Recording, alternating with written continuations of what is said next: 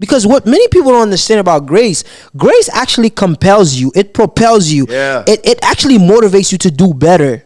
That's what grace does. That's true. Grace is not an excuse to be mediocre. Nope. Grace is not an excuse to settle for less. Grace is not an excuse to just be like, you know what?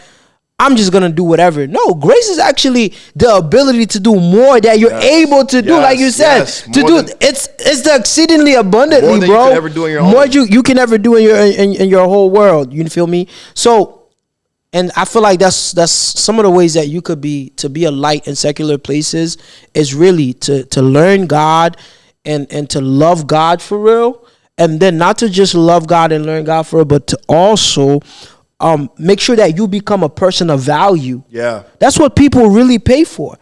People pay for value. That's true. If whenever you're looking at your favorite entertainer, whenever you're looking at anyone that's making a difference in the world, the reason why you're looking at them is because they have put themselves through a rigorous process that allowed them, that compelled them to become what? A person of value. And on top of that, they're providing something that a lot of other people aren't or can't. And they're doing it. I said they're doing it. I know what you're trying to say, though. I know exactly what you're trying to say. They're doing it like excellently. Exactly. Yeah. They're doing it in an excellent manner. Yeah. So nah, for sure. That's really important. So the next question I want to ask is, do you find it hard to keep your values in secular places? Your morals, your values, your beliefs. Do you find it hard to keep that in secular places? Do I find it hard to keep my values in secular places? I will say, I'll say no.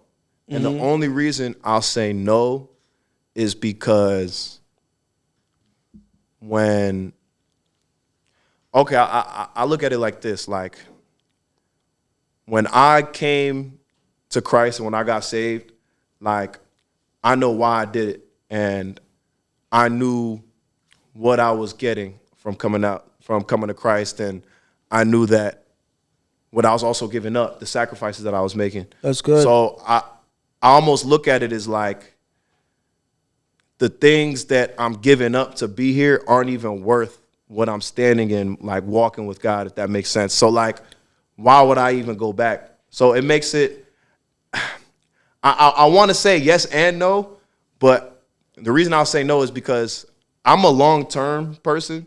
So I think very long-term. So like, I'll say, and I'm not going to say this for everybody. I'm just speaking for myself. Yeah. But because the way my mind works, I think so far ahead, I think it made it a lot easier for me, especially early on, to just like avoid certain things, drop certain things.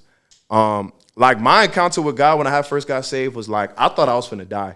Like that was my real encounter with God. That was my actual encounter. I didn't know what was going on.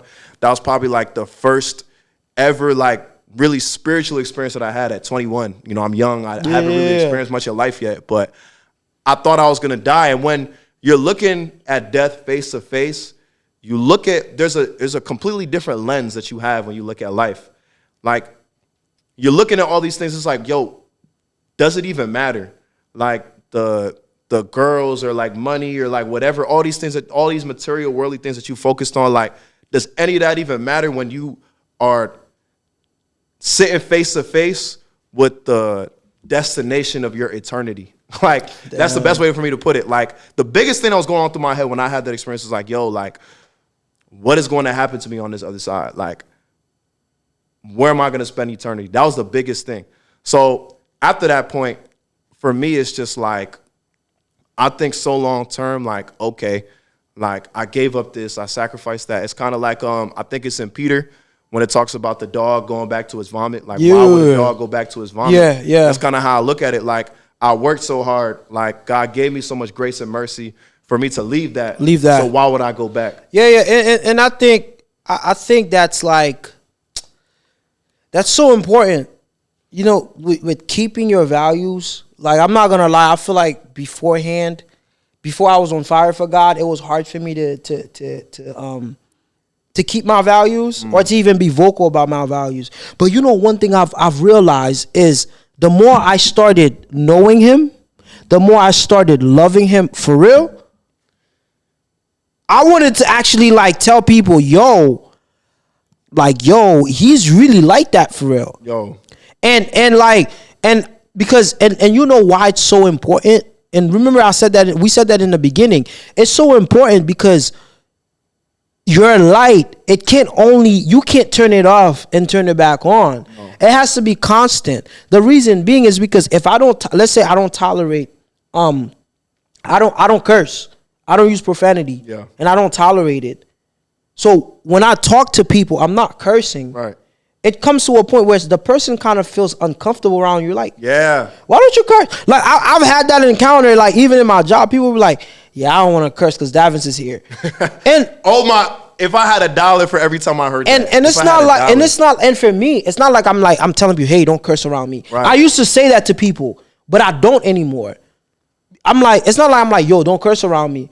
It's like they see how my reactions and how my interactions is different, and they're like, "Yo, I gotta respect that." So, but that's because I don't do it in private. Yeah. Like, you feel me? So even if you said it, I'm not gonna slip out because this is one of my, I don't do it in private. So I think